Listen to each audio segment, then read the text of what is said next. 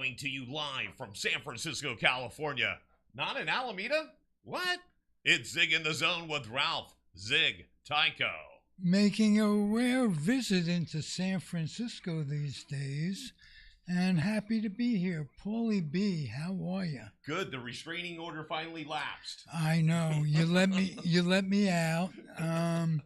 I bailed you out. I had to bail you out. Otherwise, I'm doing the zone by myself, and I just can't do it. No, you can't, but you wouldn't want to. No. That would be a court order within itself. Within itself. So what's happening, Ralph? Good to see you, my man. I'm happy to be here, and strangely, I'm getting used to my new environment, and life is going pretty good.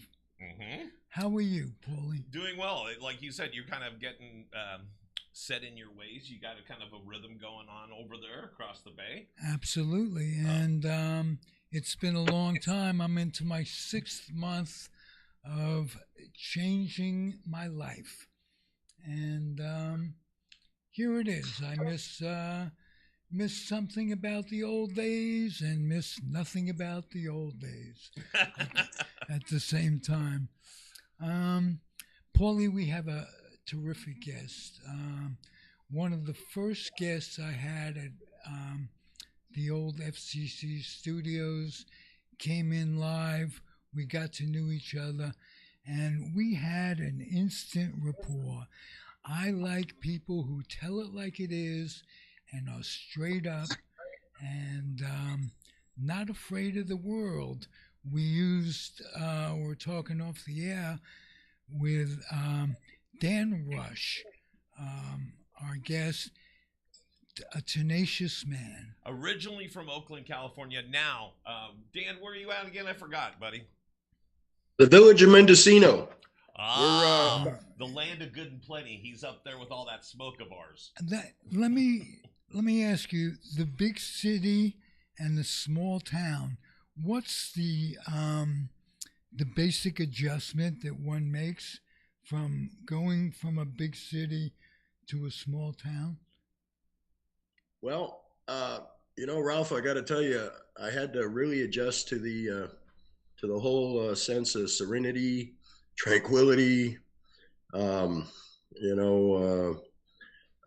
out of the whole traffic thing and the loud thing, and getting up here to the real world, the beautiful redwoods. Margaret and I live here just a couple of miles up the road from the Mendocino Headlands, mm-hmm. which is one of the most beautiful North Pacific Ocean coasts.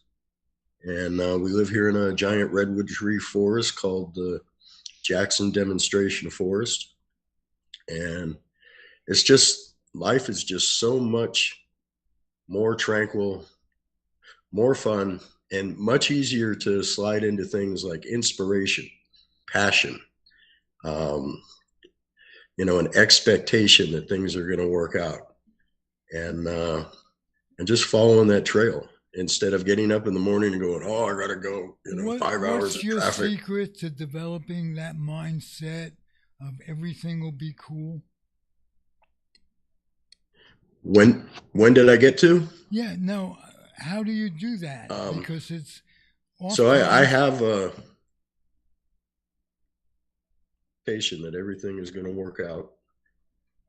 Everything's going to be cool, and some of that is living in this tranquil, serene forest, and some of that is just knowing that I'm doing my life's work.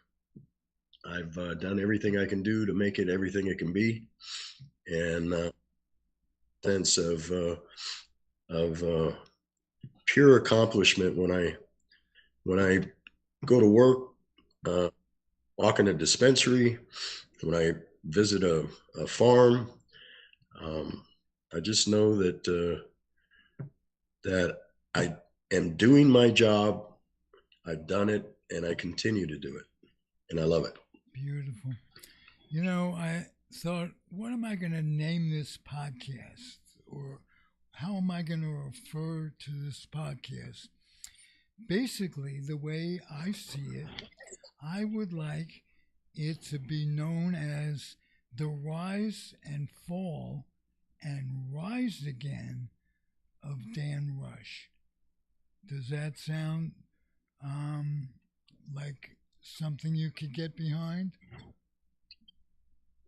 That's I like that. Sometimes I think of it as the rise and then slip and slide Okay, and, okay. and rise again. But But for I like that. whatever we name it, the nomenclature, I want you to give Pauly and our audience, you've been uncomfortably zoned a number of times, you and your lovely bride the last time. So regards to her, and hope to get you both back together at the same time. Um, but we have a new audience, and I'd like you to give in an envelope type speech of what the rise and fall was for Dan Rush over the past 10 years since I've known you. Just briefly, and it'll give us some idea of where you've been and where you've come from. Thank you, if you would. Sure, Ralph. And by the way, you and I have done this a few times, several times, many times, and I'm always glad to be on the show with you. I'm grateful, and I'm grateful to be here with Paul too. Pauly, you're bringing a sense of delight to the show and to me, and I can see it in Ralph. So that being said, I started my career as a union guy, and did that for more than 35 years, and mostly in the labor movement. I worked in the political side of labor, of the labor movement, and I rose through the ranks, and I did pretty good, and was moving along, organizing grocery stores and meat packing plants and agriculture workers, and so our union is retail, agriculture, food processing, and then when it comes to hemp, textiles, and alternative fuels. So UFCW is a big union. I spent my life in there, and about 10 years ago, actually it was a little more. It's about 2008. I saw the rise of an economic revitalization that happened in downtown Oakland. And I didn't know that it was about cannabis, but I did witness this economic revitalization back into what had become Skid Row in Oakland, the old downtown Oakland. Very special to my family and I. Would go down there with my grandma every day when I was a little kid, take the bus down there. So I see this revitalization going on, and I'm like, it touched me really deeply. So I worked on the political side of the union, and so it was my job to read, especially statewide initiatives. I had a UFCW Local 5 we called Special Operations, which was in the political department. So I'm tasked with reading every state initiative that gets filed with the Secretary of State's office, so that we can kind of keep an eye on what we want to support and what we want to oppose. And so in the midst of seeing this economic revitalization downtown and reading on a Thanksgiving Saturday, I'm reading through these initiatives, which most political folks do. They act like they go home and celebrate Thanksgiving, but what we really do is read what's on the next ballot for November. And I keep bumping into all these damn cannabis initiatives. And at the time, I hadn't smoked a joint in 20 some years. So I just didn't think that way. So I'm looking through these initiatives. I find one at an address I know because it's my grandma's old Union Hall address, the Retail Clerks, which is now part of UFCW. And so I go down there, and this one initiative caught me, A, because of the address, and B, because it was an initiative that would create an industry. It would create commerce. It would create certifications, training requirements, things that are considered to be careers, if not just good union jobs, careers. Now this is And so I before saw some legalization. Am I industry. correct? This was all before Yeah, it was legalization. Prop 9, what became Prop 9. Correct. Correct. There was no legalization. The Mendocino County had a 9.31 tax program, a zip tie program. That was probably the first in the nation for cultivation. And as a matter of fact, that was a bunch of the folks that I live with here now, Tim Blake and Krista Nevedal, and just the cannabis leaders in Mendocino County were able to get the county to. Tim Blake with Area 101. Correct. Yeah. Our buddy Tim Blake. I know Tim. Correct. So you started. Oh, good. Yeah, we talked. Sorry, I think there's a little bit of a delay. We do apologize for stepping on you. So you were, not to be punny, but you were kind of the grassroots of this up there. Yeah, I knew you would have fun with that one. Yes, I'm a pun guy. You're a pun guy. So you kind of started. It's a budding industry. What year was this? Sorry, I keep cutting you off, man.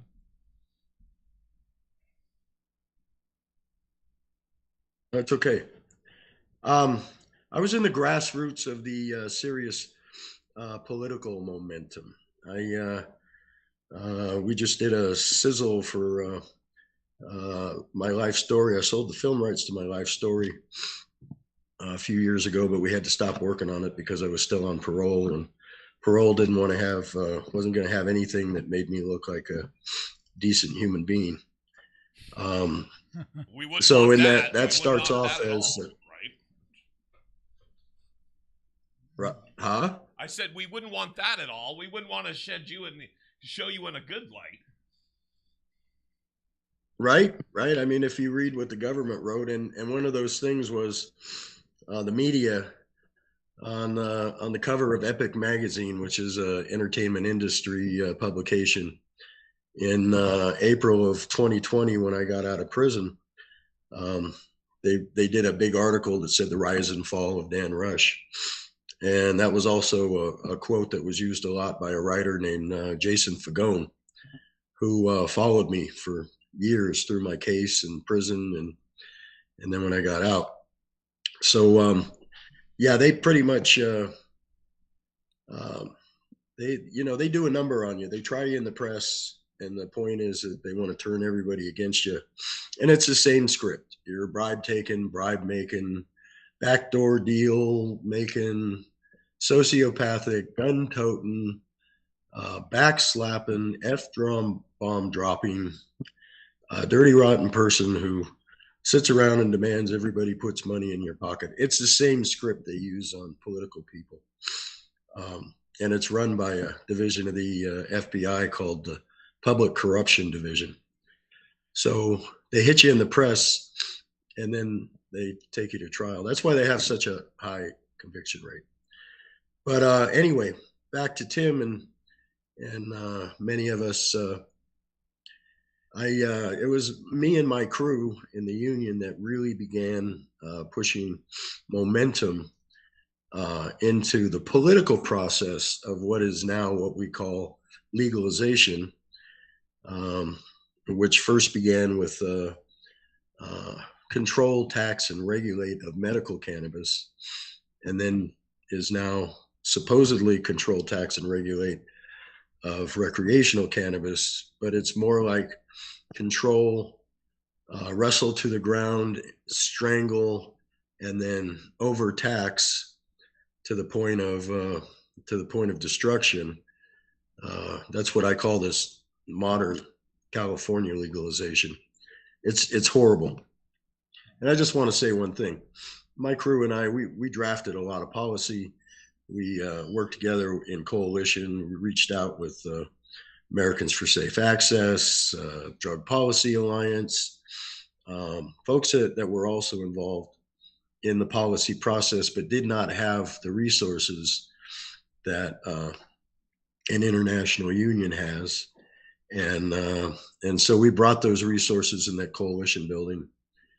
And so my dear friend, brother Tim Blake, was one of the leaders in the grassroots movement.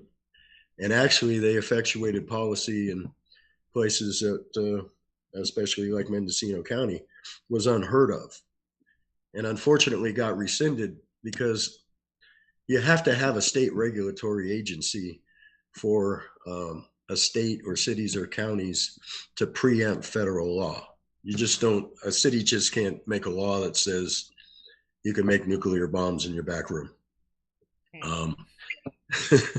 Which at the time politically was kind of like, the same thing. It was, we used to laughingly joke and call the cannabis campaign the mole on your nose initiative, because everybody wanted to hide from it in politics, and nobody wanted to hear about it, and it was all just brush it over and cover it up. Until it became profit making, and they love to take the taxes for said experience of getting high on an herb. It's unbelievable how it became deregulated in the first place. And Ralph, shoot, can you guys still hear me? Yeah, totally can hear you. Yes. Somehow I lost my camera. So we got you. For some reason, we got you. Okay. So actually, Ralph, you hit the nail on the head. In the political process, when you have a new industry, what you do first is you set out to create a tax initiative or a tax ordinance for whatever it is you want to do. And you use that, that's a strategy where you use that and you kind of break the ice of the topic with whatever the city council or county supervisors or even the state is. You broach it with that implication that if you do something with this in the policy side, there's already a built-in tax code to tax it. And that's what we did in Oakland. And that's actually how I first got involved. Was Mayor Jerry Brown called me and said, hey, I'm doing this tax initiative and I don't know anything about cannabis, and there's a bunch of folks here that do, but I just really want to talk to you about how we do this, put this thing on the ballot and make cannabis the lowest priority. So I put one of my people on it at the time. In my union life, I was usually the director of whatever I was working on, whatever program or campaign or.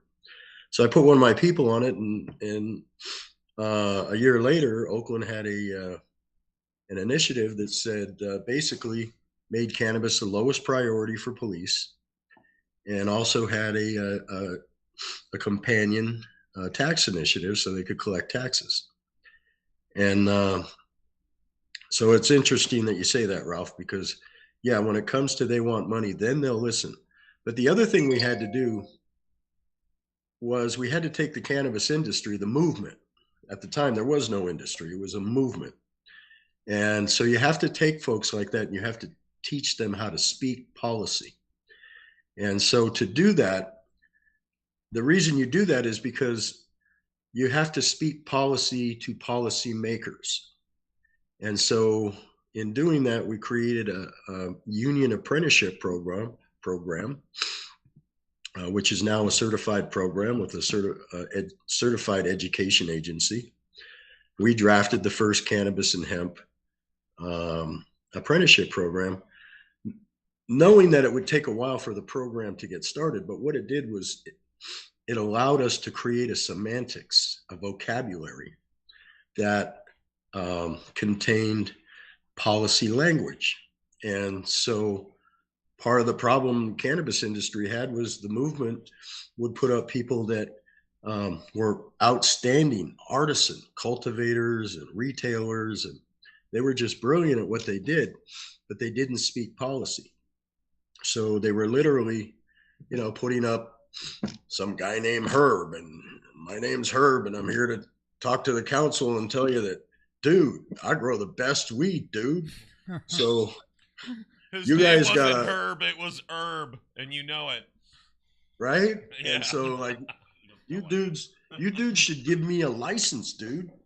And take care of all my friends here who are smoking weed in the city council chamber, by the way, because they just couldn't help themselves. Um, and so we had to take that movement, we had to take those voices, and literally we created the apprenticeship program. We created some semantics that referred to categories of training. And so we in the apprenticeship program, we created categories. Cultivation technician, farm worker. So a farm worker would be somebody that, works on the farm, tends the soil and tends to whatever. Then we had a higher category of cultivation technician. And so the technician, all these folks would work under the tutelage of a mentor who at the top of the list was referred to as a master cultivator. And so then we don't have Herb, dude, I'm the best pot grower in the world. And now we have Shaniqua. And Shaniqua is an artisan, master cultivator, comes from a multi-generational family farm where techniques had been developed and refined over generations. And so we could write those information into the program, and then suddenly we could put up anybody in front of the council or the state, and they could speak in terms that legislators can hear, because legislators can't hear, dude, I grow the best weed. That's a mole on their nose, and they're not going to listen to it. But they can hear, I'm a master cultivator. I come from a multi-generational family of artisans, and they can hear that. And so, we stopped using the phrase bud tender because it just didn't sound professional. And so we came up with the category of pharmacy, cannabis pharmacy technician. And we put in some training requirements, like folks had to have some period of time of training about what they were dispensing to the public. And at the time, it was all about patients. All about patients. There was no recreational yet. We didn't even have a state agency at the time. And so we were asking legislators and also council members, which are legislators too, county supervisors, we were asking them to step outside of the process, and we weren't giving them any shelter, which is you need to have a state regulatory agency that promulgates and enforces regulations. It also has to have a tax scheme built into it to pay for enforcement. It has to have fees, fines, all that stuff to pay for this state regulatory agency that has to dwell within the executive branch of the state government, the governor's office, like the governor's, what do you call it? The governor's cabinet, secretary of this, secretary of that. So in other words, we really stopped trying to do local ordinances. And my team and I, in this coalition that we built, we all went to Sacramento. And because people had learned how to speak in a policy semantics, everybody started getting taken much more seriously. So, and unfortunately, at some point, I got blamed for that, and I got credit for it. So, obviously, I wanted to get credit for the work I was doing. But when the pharmaceutical industry saw that the cannabis industry medical cannabis was going from a movement to an industry, they came unglued. And so they went to Obama, and they got their gal appointed to be the U.S. attorney out of the pharmaceutical industry, and a local person. They got her appointed to be the U.S. attorney in the Northern District in California. And so she came with a real agenda, which was she wanted to leave her legacy in Oakland as somebody who, the only two things she really did in office was enforced. Anyway, I don't want to start trashing people. She came after me with hellfire and brimstone. And they devoted a lot of time, a lot of undercover agent time, and I'm talking years and years and years and years. They put a bunch of they put 5 full-time paid and immunized informants in my life. Wow. Wow. Yeah, and they claimed that these people were just innocent people. So they would use these people to get statements and declarations from them that said that I'm some spooky, horrible cartoon character who, sits around and demands everybody fills my pockets, and I'm intimidating, and I'm some kind of thug, and I've got, thug people bothering people, and it was just a cartoon. And it's the same script they use on all union leaders and anybody they want to take down in the community, and especially in politics. So, and even though I worked for the union, I was, politics was my life, and I was entrenched in it. May I ask you a question that just kind of popped up when you were talking? Is that, you basically have your roots in labor rights and unions. I mean, you started off early on in that industry. Which way on the political aisle do you lean, left or right or center? And well, I'm not leaning anymore. In the Democratic Party, I had been a DNC delegate, alternate, several times in the California Democratic Party. I was a ballot elected representative in my district for Oakland for some time, a lot of time, and I was totally committed to the Democratic Party and enthusiastic.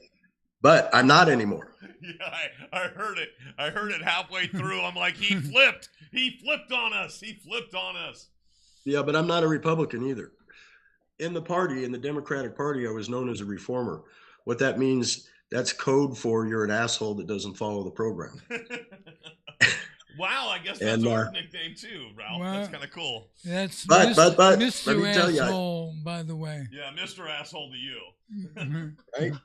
So, but in the party and my whole life, I've always said that I was a John F. Kennedy Democrat, and that I really believe in the whole notion of working class America, a middle class, healthcare, universal, not adequate, thriving healthcare, pensions, public transportation, public safety and health, good hospitals, good infrastructure. Well, that sounds like socialism, young man. Right? In some senses, yeah. But I'm also a capitalist. I love money. Money's good. Well, money's my friend. And I saw the optics of something. So we just saw the RNC a couple weeks ago, right? And so at the RNC, they had the guy with the union. Yeah, that's the new Teamster president, O'Brien, and he seems to be an enthusiastic guy. But by the way, let me answer real quick. I'm a Bobby Kennedy Jr. Democrat supporter and independent now. Uh-oh. Okay. And okay. I'm proud of being part of this new wave that is raising the debate. And I'm also very familiar, intensely familiar, a lifelong strategist, political strategist. I am intimately familiar with the Democratic Party Constitution. I am intimately familiar with the processes in the endorsement processes, the caucusing, how endorsements are supposed to happen. And I'm intimately appalled by what we are seeing. And so I'm just going to end it there. So I'm an independent Bobby Jr. Kennedy Democrat, and someday maybe hope to go back to the Democratic Party. But actually, I think it's just a dumpster fire now that'll never survive. And I think it's all coming to the surface. We can see the desperate acts that they're doing, the crazy 1960s style, just outlandish stuff that they're doing, and this media monster that's been created over the last 30 years. And, this whole United States of BlackRock, the United Nations of BlackRock and Vanguard, and Berkshire Hathaway, and I think what we need to do, though, I think we need to take it like an Etch-a-Sketch. See, this is my iPad. It's not an Etch-a-Sketch, folks. But I think we need to go like this with all three parties. We just need to shake it up and go, you're all gone. Now let's come up with three real parties. Well, all this is outrageous about the Democratic ideology and what's going on. Nothing is more outrageous than Roe v. Wade being dismantled and democracy being threatened. And I know what Kamala Harris is about. As an old weed smoker, I realized that she prosecuted people for doing what she did in her private life. She got high. She asked last week. She was on, or actually, I'm sorry, it was back in April because I saw it last week. But back in April, she was on Jimmy Kimmel, and Jimmy's a big smoker. He lets that everybody kind of know that he's a smoker and he's an advocate. And he had said something about, oh, did you know that they actually came up with a strain? It's Kamala Kush. Oh. And she's not a good actress. Did she smile at all? You could tell she had a little glint in her eye that she's like, oh no, I didn't know, but it was like a little gleam, like, oh yeah, I smoked that shit. Right, and she's honored to.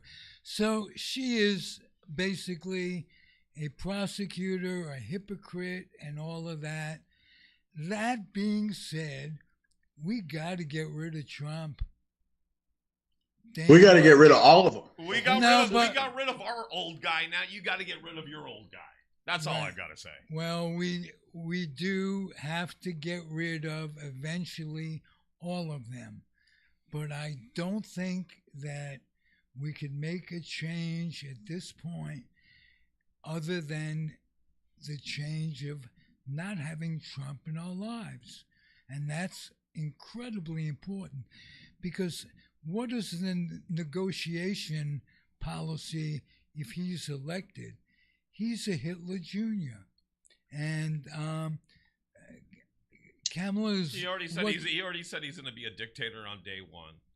Right. He's going to take out his political competition, if you will.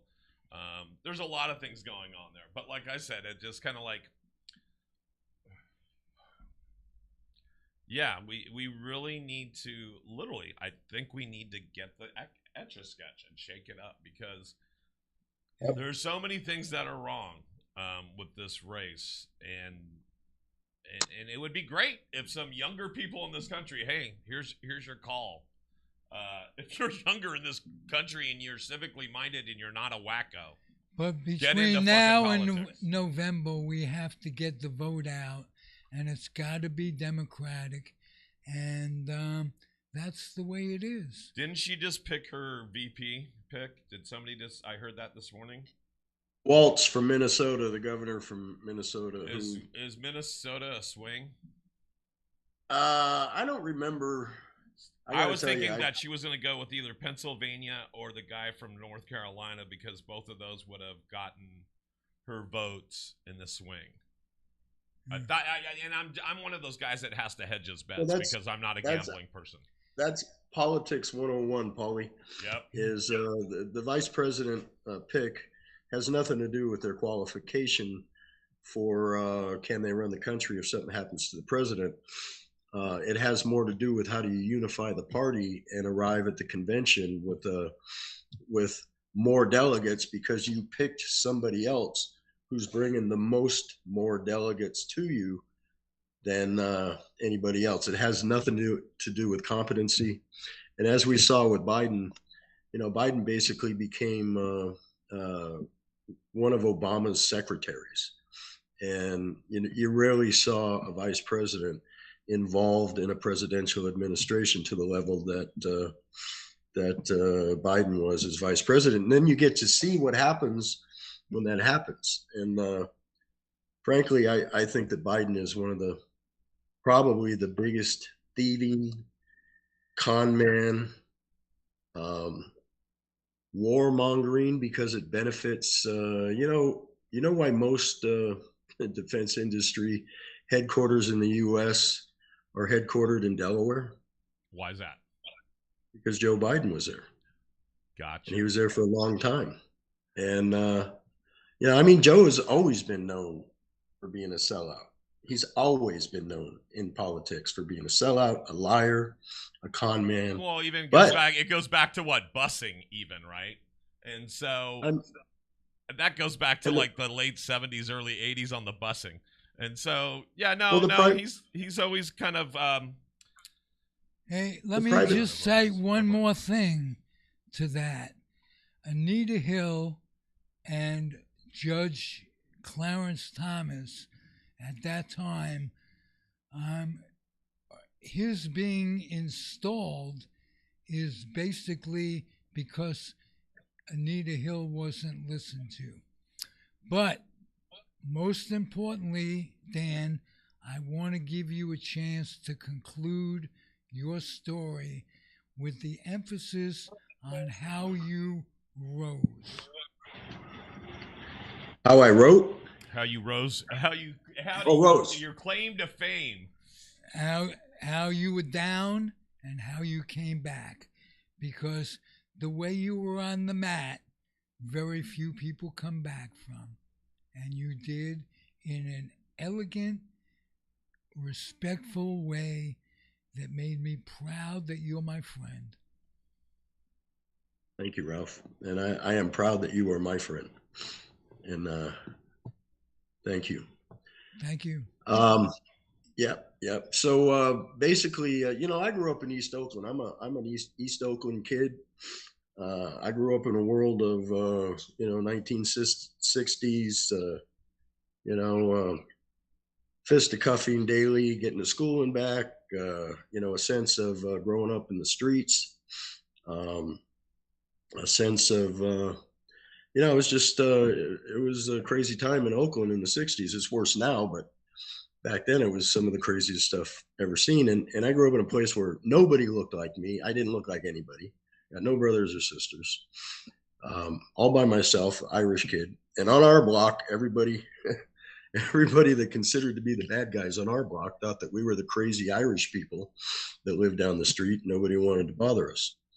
But that doesn't pan out when you got to get to school and go to the store and get your mom cigarettes. So I grew up in that, sense of, but also a working, strong Irish Catholic working class family. And in my family, and with many Irish people, Irish Catholic is more of a political statement than it is a religious statement. And so I grew up, with that sense of I'm from the streets. I understand the street pride. I also understand the working class pride. I also, am a product of a multi-generational working class Teamster, machinist union, retail clerk union family. And so those things kind of integrated into me. And some of those things are, I just have this super understanding, this integrity, this morality, whatever you want to call it, these principles where when you get hit like that, and I've been around a lot of people that I've seen hit like that by the feds. The thing is you shut up and you go home. And obviously, Ralph, you and I got together a couple of times when I couldn't stay shut up. No, But basically, and you never will, and that's what I admire you for. You have no filter. Yeah, but I also was, looking at gag orders in my case, and my own lawyer going in the federal witness protection program and becoming a witness for the government. They call them witnesses. He had Trumpitis before Trump. Actually, my case was part of the foundation of Cohen being able to testify against his client, and they call it the client fraud something or other. But anyway, my lawyer went to work for the feds, and it's a misnomer when you call them witnesses or cooperating witnesses, because what they are is liars. So basically the feds hit somebody and then they say, okay, you're going to go to work for us, and here's the scripts. So you have to, don't tell us what you thought or saw. Here's the script, get to know it, sign off on it, and then be prepared to testify about it, and be prepared to understand how the script works, so that in your rat communications wearing wires on people, you can understand the things that need to be said in this process so that they can get to the predicates of whatever crimes they want to charge you with. They're not looking to charge you with what you've done. They're looking to charge you with this script because they know how to run the script. It works very well for them. So my lawyer became a government rat, and there was also some real professional government rats, and that's what they do for a living.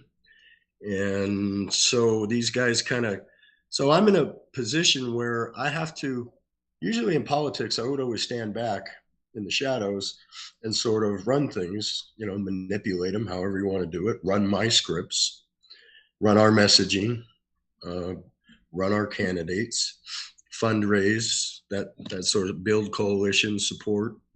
But in cannabis, I had to come out publicly, because not only did I have to get this policy reality for us so that we could create this state agency that we have now, and our same agency redesigned in 27 other states. In other words, they took our work and did it. I had to do that, but I also had to keep the union involved, and that meant organizing workers. So I had to come out front and say, come join the union, and the union is going to carry us through this policy thing. And then we'll all wake up with good union jobs and careers and happy communities and safe schools and hospitals, and all that stuff that was the original intention. So I had to come out and bring people into the union, as well as go to the capitals and help legislators be able to understand what our goal was, teach them about it. They call that political education. And then also have a public education component to it, which is where we're in the neighborhoods and communities. And that goes all the way down to homeowners associations, to PTAs, to you name it. And so that put me way out front. And so, in other words, I had to welcome these literally rooms full of people that were standing in line to come talk to me, so I could talk them into the union, and then we could get familiar with what we were doing. So the feds figured, oh, well, we can put people in those lines that want to talk to Rush about joining the union. And some of them were undercover FBI agents, I think to the tune of 31 of them, 31 undercovers. As a matter of fact, they started using me to, feds have this program where they have street theater, and they had agents get promotions by developing a character that becomes their undercover persona, and then they go to street theater school, and they actually teach them how to run street theater. Jesus. So they were using me to train their people that wanted to advance in the FBI. Well, you advance in the FBI by being a lying, scoundrelous. You should have totally just thrown them off. You should have pretended like this is really what gangs and people are doing in the street, and showed them like a scene from, what was it, West Side Story or something, where they're just dancing and. Well, even in my case, some of the feds were complaining. They have these reports called 302s, and some of them were complaining and pissed because I would look at them, I'd listen to them, and it would dawn on me, okay, they're reading me a script for an indictment, and I would literally tell them, look, you know what, pal, I want to mess with your advancement in your scoundrels training to become the ultimate scoundrel, right? But you got to go back and tell your special agent in charge and the prosecutor to write a better script, because you're just revealing this through that it is a script. Oh, and they would come unglued and write reports like, "Oh, Rush," you know. So, and then they would use that as that I was somehow threatening them because I told them, "Go back and tell your special agent in charge to write you better script." You know, like, "Oh, I've been discovered, so now my life's in danger," and they play on that. I mean, they play on that shit. And they got my lawyer going, "Oh, I'm so afraid," and because they got him signing declarations saying that I'm a bad guy.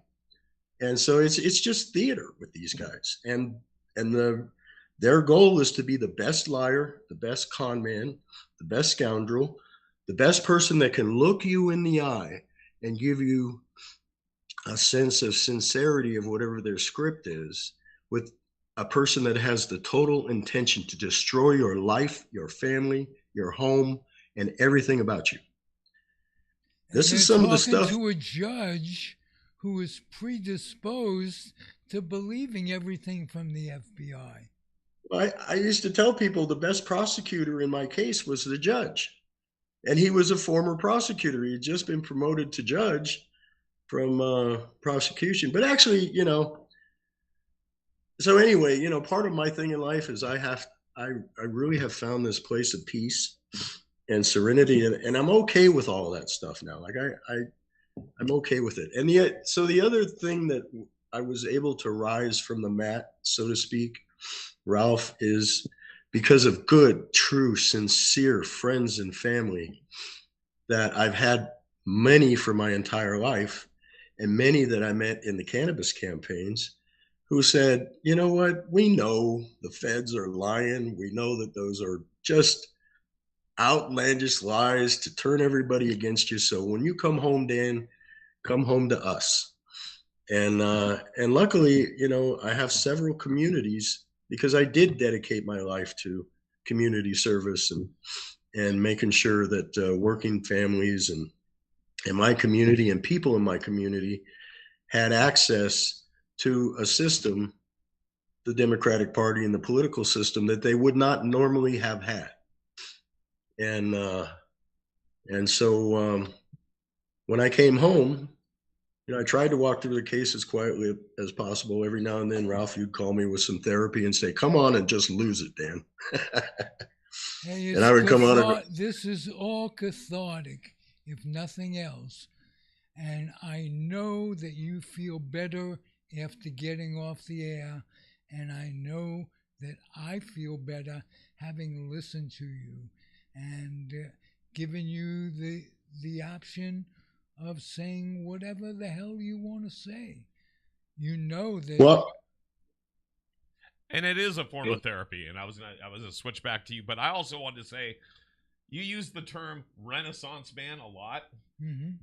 Definitely, I would think Dan is. I mean, we've talked about early years in union and the stuff about the cannabis advocacy. I know a little bit something. Let's switch gears a little bit. And I know a little something about you too. You're also an advocate for motorcyclists and their rights. So, as a matter of fact, almost as long as actually as long as I have been for working families and the labor movement. Yeah, well, switching gears isn't a pun or anything, Pauly. I'm the only one. You're the only one switching gears. You're a neutral, my man. You're a neutral. I always Remember, have it's been. 1 down, 5 up. I Anyway, always so have been. So, Wheels but can I spinning. just one thing, okay? I would like to comment on a couple of the people that were there when I got out, and it was not popular to be my friend when I got out, because a lot of people didn't like unions, and some people didn't like me through the cannabis campaigns. And so when the feds and their scoundrelous messaging came out, they were like, "Oh yeah, that guy was always a dirty son of a bitch, and we hated unions, and we hated that guy, and he was." So, but when I came home, literally my decades long friend, sister Linda Frisbee, who's my boss now, and also my business partner in another company, she was there. And when I was on parole and I couldn't work in cannabis and I couldn't talk to a lot of people, I had a non-association list from here to Montana of people and places I couldn't talk to or go to. And Linda and Labor Resource Management is a union live event production company. And now and some of our other businesses, highly involved in the leadership of where we're taking the industry, which is building holding companies, which is how you participate in the Western economic process. The other dear friend that I adore and I talk to every day and is a mentor in me in many ways, Tim Blake, and also the Area 101 crowd, you know, the heart and soul of the Emerald Triangle and the Emerald Cup. And by the way, the Emerald Cup 20th anniversary is this year in Oakland at the Henry J. Kaiser Center on the 17th and 18th of this month. So that's not this weekend, that's next weekend. Okay, now I'm starting to feel hurt because I usually get an invite every year. I'm going to reach out to Tim. You're getting one. We're going to do this. Okay. So, and also this year, now that I'm off parole and everybody, it's not against the law to be my friend, and it's not against the law for me to be with the people I love and adore. The Cup is awarded me the Social Justice Warrior Award. Oh, awesome. Wow. Great. Yeah. We want to. I want to interview you from the Emerald Cup then, before you get your award or after you get your award. That'll be great. Last year it was at Point Richmond, so. Yeah, last year we were at the Craneway. This year, but I don't think I was actually at the Craneway because it might have not been someplace I should have been. But all that parole stuff's over now. I can be me. Everybody can be whoever they want. Some people can continue to loathe and dislike me, and that's okay. And there are people out there I can literally say right this minute, and for some time now, there's nobody that I wake up in the morning hating or despising or looking to get even with, or, you know, I just have found this, and it's part of the piece of the village of Mendocino, and my mother-in-law here, who brought Margaret, my wife, and I here when when we were struggling because I couldn't really make a lot of money when I got out, and now I'm not a union guy anymore. So part of the problem was the accusations that I was making money in other ways outside of the union. When you're a union leader, you pretty much have to sign on to a pledge of I don't say poverty, but pledge of a paycheck. And but there are, and I never made any bones. I committed a crime, and I did what I felt like I had to do this thing that we had to do. But what you did, you did it for a love of the game. What you did for a love of the game, because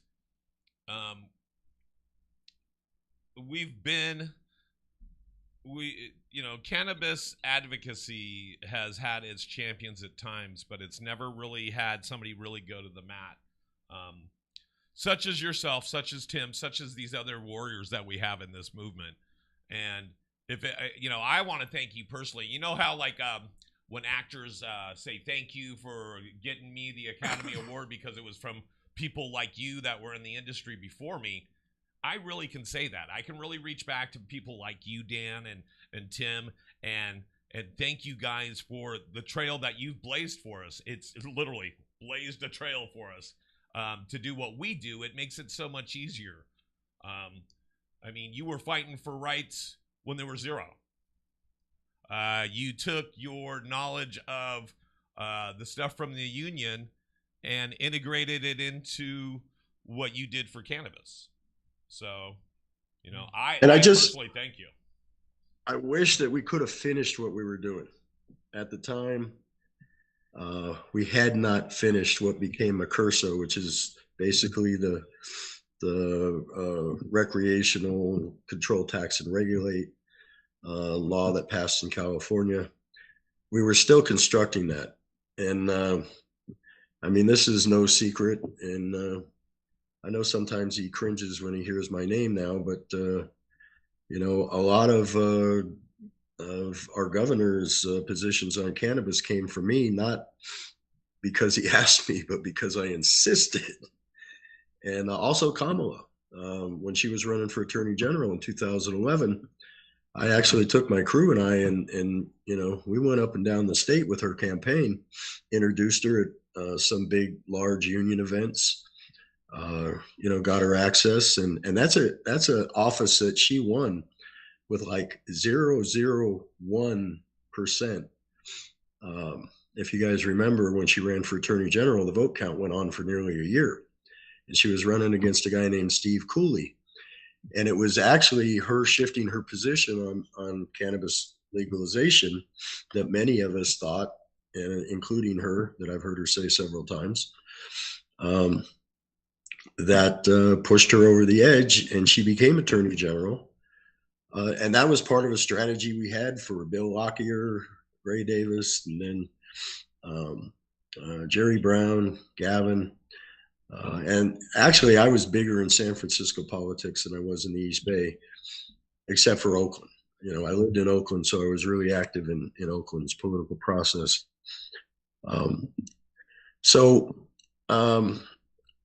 Yeah, I mean, when we started Pauly, so one thing I just got to say, my hero in life is Mr. Tim Blake. And the reason being is because for as well known and as well respected and cherished and adored as Tim is, the level of what he's put into building just cannabis awareness, cannabis access, cannabis legalization, still leaves him at the unsung hero perspective. This is a guy who has given everything and gone from being somebody who had God knows how much money buried in the backyard, and God knows how much money in the safe, and God knows, to making the cup and the recognition of cannabis, the flower, and its relationship with the consumer. It's his whole life, and he's given so much. And I so much want people to come to the Emerald Cup this year and celebrate Tim, celebrate the 20th anniversary of the Cup, the longest running Cup, the Academy Awards of Cannabis Flower, and come celebrate this culture of the unity, the unification of cannabis farming culture, legacy cannabis farmers, and the reunion of urban cannabis people. Because, yeah, a lot happened up in the Emerald Triangle, and yes, they are the legacy people. They are the people that created what has become the commercial cannabis industry. But there are a lot of people in Oakland, which is sort of like, the Bethlehem of dispensaries, because some of the first dispensaries in the world licensed are in Oakland. And some of the first teachings were at Oaksterdam. Oaksterdam, exactly. Oaksterdam, right? And to give our listeners and viewers a little bit of a background about Tim Blake is a cannabis activist and owner of Area 101, a dispensary in Northern California. Now no longer a dispensary, it's just a farm, guys. He founded the Emerald Cup in 2003 and currently serves as the events promoter and president. There's actually also a great documentary I started watching the other day with Tim, and I was like, oh, this is awesome, because it's like I'm sitting down with Dan Rush. And here's the funny thing is, in the last 10 minutes, I am convinced we have met at an event before. So, and it might have been something like the Emerald Cup last year. But you're right, it takes a village. It takes a village to do what we do, right? To inform people, to get people still that are stigmatized by this drug. I don't even like using the word drug when it comes to it.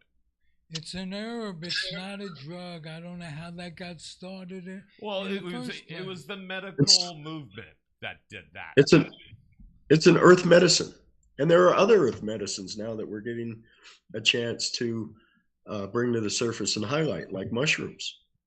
I mean, these are medicines. They were put here by Source, the Creator, God, however you want to call it, and they have a purpose here. Cannabis is cannabis is the divine feminine and is here to help us find all the nurturing, but also all the growth and reflection that she brings to us. So she's a wellness herb, And she's medicine. really helping a lot of our vets. A lot of our vets are being helped by tinctures and CBD and even THC-based products that's helping them with their PTSD. It's helping them with their pain management. It's helping them so much. The industry has been very, very kind to contribute to veterans organizations and people who need it. It's not a question about getting high, folks. It's a question about feeling the pain less than before. It's not going to do everything, but if it deadens one person's pain, it's all worth it. And here's my shout out today. Go check out on Instagram Weed for Warriors. The Weed for Warriors program helps these vets, gets cannabis and cannabis-based products to your local dispensary at little to zero to no cost. Some of these... And Sean... Go ahead. No, go ahead, Pauly. No, I was just going to say that I know a lot of these places, a lot of veterans are on fixed incomes, either get something from the state or whatever, and they're living on a very little bit of... But with the Weed for Warriors program, you can go into a local dispensary, you show your medical or your ID that you're a vet, and they'll hook you up. I mean, I've seen them in every couple months, they'll give an ounce of flour to a vet. They'll give different tinctures and edibles just to help them through at little or no cost to them. So you were saying, Dan. Oh, and you can get a hold of Sean over at Wounded Warriors. Just go on the net and put in www.weedforwarriors. And Sean is also a very effective leader in policy, and has done a lot of stuff for veterans access, worked with the VA, set up programs so that farms can donate extra cannabis to Sean and Weed for Warriors. And it's a great outfit. Yeah, it's a program I want to get Ralph into, because I think that more than anything, he really does embody that spirit. So, well, thank you, Paul. And yeah, there's another guy in Fort Bragg, California, Jake, who runs MedVets, and he does a lot with making sure that veterans have access to cannabis. So, and yes, the fact that folks are benefiting from cannabis it's way beyond about time. We've also seen, while I was in prison, some of the policy that I worked on around the country in different states, there were 44,000 people that were released from prisons, in 1 month in various states. And a huge majority of that was in California, that were there for cannabis convictions. And now, we see some movement with some of the federal sentence commissions. I don't know why Biden didn't just pardon them, but frankly, I think it was because he didn't get enough campaign contributions. I got to tell you, I really don't like Biden. I haven't for a long time, and I appreciate him coming out of retirement. I'm glad they took his jersey off the wall so that we can kind of get back to where we were, but it's time to retire. It's time to... Ever since that last debate happened and he was revealed. Well, that scared the crap out of me. Well, then what happened was he refused to say that he wasn't going to run, because that's when his family went into negotiations for their deal, the Biden Family Retirement Fund, which is going to include pardons and diplomatic immunity when they go, wherever they move to. And when the whole thing falls, this whole Ukrainian war thing, this whole war economy thing, and then now that Israeli-Palestinian thing. How about the Afghanis? How about the Afghanis who have suffered? Right, and so they preach this message of it's for democracy. Look at the Democratic Party. There's no democracy in this presidential endorsement process. It's totalitarianism, and if people can't see You know, that all of this has been, we got homeless everywhere. We got people suffering, starving, sick, ill, living in the streets. And we're sending hundreds of billions of dollars to Ukraine for democracy. You know what happened over there? It's comparable to if Mexico joined the Russian Federation and let Russia bring troops and missiles in there. What do you think we're going to do? We're going to blow them off the map, right? So there's been a deal, and I can't remember the name of the treaty, going back to the 90s, where it was agreed. You know, Ukraine was a border country where there wasn't going to be any NATO, which means there's not going to be any American missiles and American, you know, wartime stuff. They parked it right on Russia's border specifically to start that war, so we could specifically give hundreds of billions of dollars to this industrial defense industry.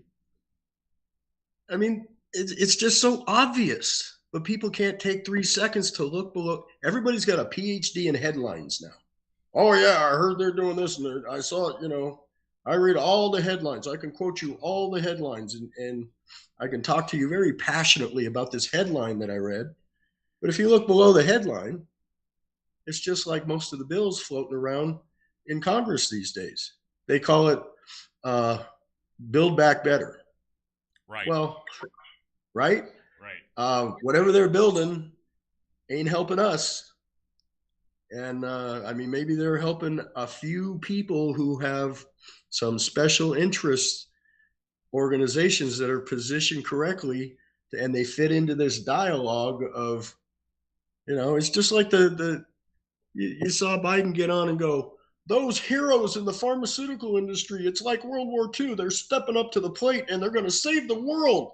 And we're going to give them $2 trillion, by the way. But they're just like the auto industry in World War II, where they're just sacrificing everything. In World War II, we nationalized the auto industry. We nationalized a lot of stuff. We didn't pay them. We went in there and took their stuff and made them do something for the common good. Pharmaceutical industries, they're getting, oh, they're heroes. Yeah, they got $2 billion, but really they're heroes. It's like, come on, man. What, you know, wake up, people. Look below the headline. Sorry. I'm sorry. Did I say that out loud? Yeah, you did. It's okay. It's a good Freudian slip. You had to Would you come back, because we're running up against time? Would Yep. you come back and say more things out loud that make sense? Can we, yeah, bring us through the rush filter again. Just kind of get us doing. And Pauly, my camera's back on. We have met.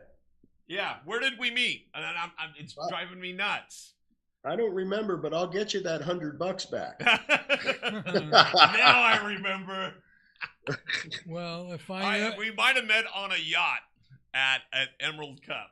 If I know Right? Pauly, it's 150 now. So, yeah, it only goes up with interest. So, but we'll use it to buy pizza and good weed. How about that? that's it. Right? So what if it was the strain of the day? The strain of the day. What's the flavor you savor? What's hot on the vine? Me? Yes, sir. I want to hear. Oh. I want to hear good stuff. You know, I gotta tell you, and this is embarrassing. Like, I can talk cannabis policy all day long, but I've never grown a plant. Most of the cannabis I consume is given to me by friends and family. Yes. And I guess I will go back with my old. I do remember adoring OG Kush. Oh yeah. And I do still adore OG Mike. And I've always had a fascination with purple cannabis. It seems to do the most for me. And I'm trying to think of one of our clients and their brands. So there's this And great by the way, stuff up there at Huckleberry Farms. Let me do one little plug. Go ahead, Because please. this woman that I'm going to plug here. So if you're in the cannabis industry and you're struggling and you need back office support, and even better, you need guidance in finding investors and investments, from people that know what they're doing, please contact at Labor Resource Management in Santa Rosa. Get a hold of a woman named Leanne Nakashima. And Leanne is Linda Frisbee's number one person right now. And you can find LRM on the web, or actually, can I give an email address here right now? Absolutely. Please go for it. Okay, so her email address is Leanne, Leanne, I think, if I'm spelling it right. Hold on a second. Leanne at L as in labor, R as in resource, M as in management, the word team, TEAM, .org. Leanne at lrmteam.org. And she can put you in touch with Linda Frisbee, our beloved boss and leader, and who is just a magician with accounting, numbers, taxes, everything that has to do with the cannabis industry, everything that has to do with building a company. We have a whole team of us that work on nothing but investments for a holding company that we're building. I'm going to leave the name out of it right now. And that holding company is being designed to represent a unique and diverse representation of the cannabis industry. And magic things happen over at LRM with live event productions, and also for the cannabis industry. So if you want more information about LRM or Leanne and everything, definitely go to this podcast. We will put a link or her email down in the comments. But he's going to also look at it. He had to get his grandpa glasses on. That's right. But you know what they say about the old bull, right? What's that? Let me put my glasses on, and we're going to walk down that hill. There you go. Hey, thank you, Dan. This has been just a terrific show. Thank you, Ralph. And by the way, one last thing, I'll shut up. You can get Emerald Cup tickets. www.theemeraldcup.com. You can go there and get tickets, and I think there's a family discount going on right now. And it's August 17th, 18th in Oakland at the Henry J. Kaiser Auditorium on number 10th Street in Oakland, California. Okay. And if you guys have not been to the Emerald Cup, you have not lived. You need to go check it out.